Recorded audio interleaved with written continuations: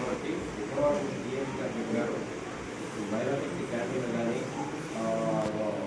Food stall కానీ food సంబంధించినటువంటి క్యాంటీన్లు కానీ మీకు రకరకాల చాలా ఉన్నాయి. 100 వరకు ఉంటాయి మీకు ఏమేమి చేసుకోవాలనేటువంటి మీకు ఇంకా చాలా తెలియదు అదే తెలుసుకోవాలి. కాబట్టి మీరు కానీ గ్రూప్ లీడర్లు ఎప్పటికప్పుడు మీకు ఏ డేట్ రోజున పైసలు కట్టాలో ఆ డేట్ రోజు మనం కట్టాలి. ఆ ఉత్సవం దాకా మాత్రం కరెంట్ మీకు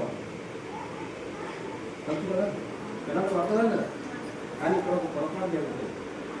నేను గ్రహించినటువంటి అంశం 10 మంది గ్రూపులు ఉంటే 9 మంది కట్టడం ఒక్కొక్కరి ఇబ్బంది వస్తుంది. కానీ ఆ డేట్ రోజు ఆ 9 మంది కట్టించేయండి.